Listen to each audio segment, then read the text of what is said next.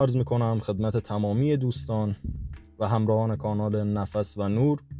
امیدوارم حال دل تک به تکتون عالی باشه و تا اینجای زندگی از زندگی لذت برده باشید. اسم این دوره مراقبه در 90 روز هستش. دلیل اینکه 90 روزه اینه که دوستان یک عادت مثبت و کار خوبی رو وقتی میخواید شما شروع کنید 21 روز طول میکشه که به اون کار عادت کنید و پس از 90 روز یه طورایی دیگه روتینتون میشه، یعنی نمیتونید ازش دست بکشید.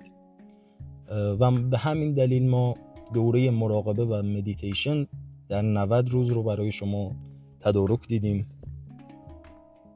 امیدوارم که این دوره بتونه تأثیر بسزایی در زندگیتون و آرام شدن ذهنتون داشته باشه.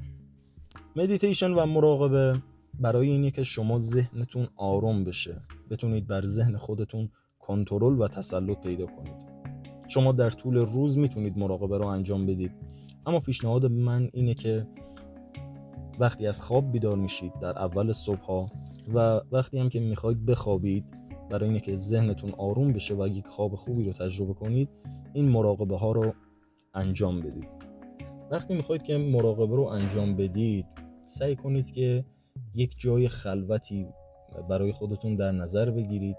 حالا اگر بشه یک پارچه، یک به قول معروف یک جای تمیزی باشه، دور و برتون وسایل نباشه که تمرکز کاملی داشته باشید و اینکه بتونید یک مراقبه خوبی رو انجام بدید. میگم حالا بعضیا انجام میدن عود روشن کنید، یک عطری رو در فضا پخش کنید که حس خودتون خوب باشه وقتی مراقبه رو انجام میدید. و اینکه این دوره چطوریه، ببینید دوستان، ما یک مقدمه در هر روز، یک مقدمه براتون میذاریم که متوجه بشید که در اون مراقبه میخواید چه کار کنید و مراقبه رو یک فایل صوتی مقدمه برای شما میذاریم و شما اون رو نگاه میکنید. بعد از اون فایل مراقبه رو اجرا میکنید، یعنی میذاریدش یه گوشی باشه، همون یا کامپیوتر یا لپتاپ، فایل رو پلی میکنید و خودتون مراقبه رو انجام میدید. به طور واضح گفته که چطور باید مراقبه رو انجام بدید.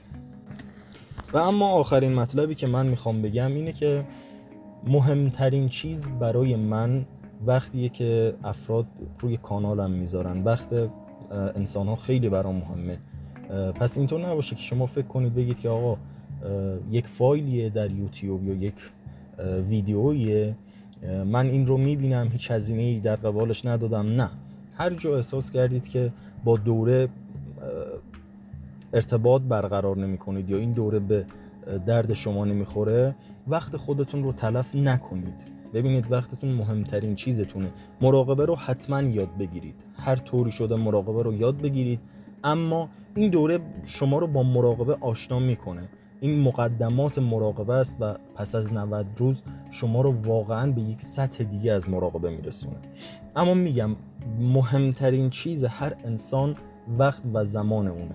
بدونید برای چی دارید وقتتون رو میذارید. فقط پول نیست، مهمترین چیز شما زمان شماست.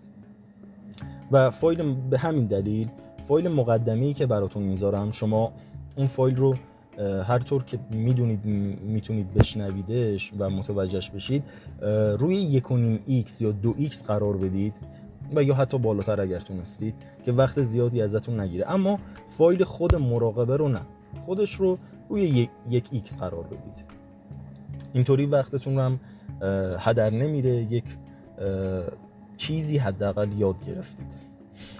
و در آخر امیدوارم که این دوره شما رو به یک سطح دیگه برسونه، شما رو با مراقبه آشنا کنه و بتونید در پایان این دوره یک مراقبه بی‌نظیر رو برای خودتون انجام بدید و ذهنتون رو بتونید آرام و به کنترل خودتون در بیارید.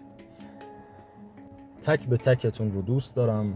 امیدوارم که زندگی خوبی رو تجربه کنید، چون اومدید توی این دنیا که یک زندگی رو تجربه کنید. حالا اگر خوب بوده خب خدا رو شکر، و اگر هم بد بوده یک اتفاق بدی افتاده نگران نباشید، این شما رو قوی تر میکنه. تجربه هاییه که باید در زندگی یاد بگیرید و چیزی که میتونه آرومتون کنه، خیلی برای خودم اجرا شده، اینه که دوستان با خدا خیلی صحبت کنید. وقتی میبینید که زندگیتون خیلی سخت شده، سعی کنید که با خدا صحبت کنید. هر طور شده صحبت کردن با خدا رو هم یاد بگیرید. اونو هم به وقتش من سعی میکنم چیزایی رو که بلدم بگم. همین، همگی شما رو دوست دارم و آرزوی موفقیت براتون دارم. کانال رو دنبال کنید، لایک یادتون نره و اون دکمه زنگوله هم بزنید که اگر ویدئوی جدیدی آپلود شد شما در جریان قرار بگیرید. خدا یار و نگهدار همتون.